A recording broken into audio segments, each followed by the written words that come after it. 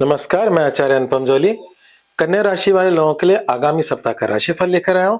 आगामी सप्ताह से मतलब है हमारा 23 फरवरी से 1 मार्च के मध्य आपके जीवन में पड़ने वाले आसमानी ग्रहों का प्रभाव, जिसे हम गोचर भी कहते हैं। तो शुरू करते हैं कन्या राशि के ग्रहों की स्थिति से। तो आपका पंचग्रह योग बन रहा है आपकी राशि से छठे मतलब कुंभ राशि के अंदर। पंचग्रह योग क्यों कह रहा हूँ, अभी जो 4 ग्रह दिख रहे हैं, मंगल इसमें शिफ्ट हो जाएंगे सुबह 11:50 पे 23 तारीख को।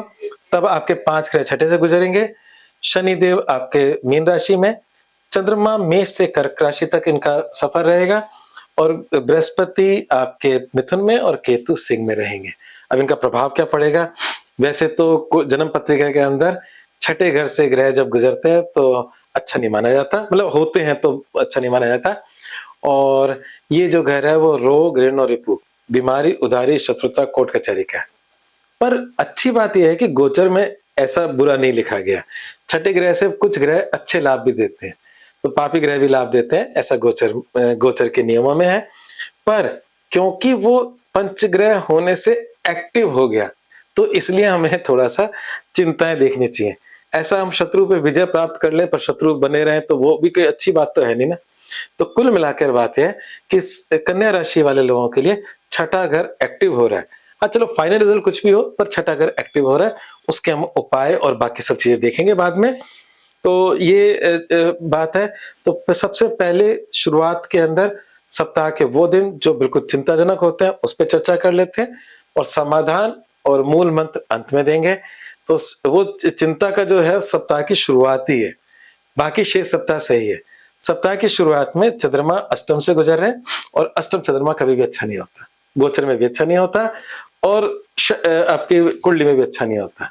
कुंडली में तो ये भी कहते हैं कभी कभार कि अष्टम चंद्रमा अल्पायु योग बनाता है, तो अच्छा मतलब अगर कुछ बुरी स्थिति में हो तो यहाँ पर जो अष्टम चंद्रमा है वो रहेंगे 23 फरवरी रात्रि 10:12 तक।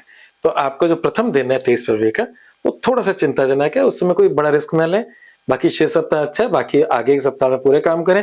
इस दिन थोड़ा संभल जाए, कुछ डिले कर दें अपने कामों को, एक दिन की कोई बड़ी बात नहीं है। तो बात करते हैं स्वास्थ्य को लेकर।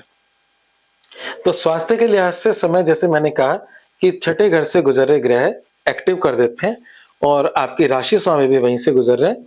तो राशि स्वामी के छठे घर से गुजरना तो अपने स्वयं गलतियों से स्वास्थ्य की हानि होना। और हमारे यहाँ पर जो आयुर्वेद है उसमें सभी बीमारियों का मूल भाव बताया पेट, है ना। और ये छठा घर भी आंतड़ियों का होता है, मतलब लोअर एब्डोमेन का होता है। तो बहुत सारे ग्रह गुजरे तो इस समय खान पान पे पूरा ध्यान दें, है ना। किसी प्रकार का कोई मतलब सूर्य राहु का कॉम्बिनेशन है वहां पर, तो किसी प्रकार का इन्फेक्शन या आप जंक फूड इनसे थोड़ा सा बचेंगे तो सब चीजें ठीक होंगी। और खूब जल पिए, है ना। और भोजन पे बस ध्यान दें, बाकी सब ठीक है। तो स्वास्थ्य के बाद अगर हम करियर, व्यवसाय और नौकरी की बात करें तो ये जो समय चल रहा है ये नौकरी पेशा लोगों के लिए समय अच्छा है। परंतु व्यावसायिक दृष्टि से, जो बिजनेस की दृष्टि से अगर हम देखें तो अभी कोई बहुत बड़े रिस्क न लें। और अगर कुछ मतलब इन्वेस्टमेंट हो रहे हैं तो कर सकते हैं, मना नहीं है, परंतु सोच समझ के करें, कोई बड़ा रिस्क ना लें। तो अभी व्यवसाय वाले लोगों के लिए थोड़ा सा समय उतार चढ़ाव वाला है। नौकरी पेशा वाले लोगों के लिए ये एक सेटल समय है, कोई चिंता की बात नहीं है। बात करते हैं प्रेम संबंधों और विवाह की। तो प्रेम संबंधों और विवाह की अगर हम बात करें तो प्रेम संबंधों के हिसाब से समय अच्छा ही चल रहा है। जो मंगल उच्च के वहां थे वो भी हट रहे हैं और शनिदेव आपके वैवाहिक जीवन से गुजर रहे हैं। तो मैं ये कह सकता हूँ कि अगर प्रेम संबंधों को शादी में भी कन्वर्ट करना हो तो समय बुरा नहीं है, शादी में कन्वर्ट हो सकता है। और वैवाहिक जीवन की भी बात करें तो उस लिहाज से भी कुछ ऐसा नेगेटिव नहीं है। बृहस्पति वक्री जरूर है और वक्री में हमारे जीवन साथी का व्यवहार कभी कभी अनावश्यक रूप से मतलब ऐसा हो जाता है कि हम थोड़ी चिंता करने लग जाते हैं। तो इससे ज्यादा कुछ नहीं होगा, जिसे मूड स्विंग कहते हैं। तो छोटे मोटे कभी कभी अप्रत्याशित व्यवहार हो सकते हैं, इसके अलावा कुछ नहीं है। वैवाहिक जीवन ठीक ठाक है। बात करते हैं अगर हम विद्यार्थी जीवन की और हमारे समाधान की, तो विद्यार्थी जीवन के लिहाज से भी समय ठीक ठाक ही है और विगत में कुछ अड़चने रही होंगी तो उसका भी समाधान हो जाएगा। और बात करते हैं हमारे समाधान क्या है। तो समाधान जो मैं अंत में बताता ही हूँ, माँ दुर्गा की अर्चना से जीवन में सुगमता आएगी। माँ दुर्गा जी की अर्चना वैसे कन्या राशि के लिए अच्छी होती है, परंतु दुर्गा जी को हम राहु से भी जोड़ते हैं और राहु सब विवादों का कारक है।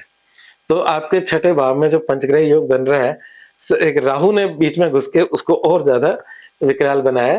राहु सूर्य की युति अच्छी नहीं होती। तो माँ दुर्गा की पूजा से आपको निश्चित रूप से लाभ मिलेगा। आप दुर्गा चालीसा कर सकते हैं। एक नवाण मंत्र होता है दुर्गा सप्तशती का, ऐं ह्रीं क्लीं चामुंडे विच्चे, वो बहुत शक्तिशाली होता है, उसका जाप कर सकते हैं। आप लोग अगर और ज्यादा कुछ करें तो आप मतलब ये अर्गला और इन सब के जाप कर सकते हो, अगर आप सब कुछ समझते हो दुर्गा सप्तशती का। नहीं तो एक मंत्र है, बहुत ही अच्छा मंत्र है, वो आपके करियर, भाग्य, पैसा सबके लिए अच्छा मंत्र है, दुर्गा सप्तशती से मंत्र है, अगर उसका आप जाप कर सको। तो मंत्र इस प्रकार है, दुर्गे स्मृता हर्षि भीतिम शेष जंतो स्वस्थ स्मृता मतिमति शुभम ददासी दारिद्र्य दुख में हार्णिम कातु धन्या सर्वोपकार करना है सदार चित्ता।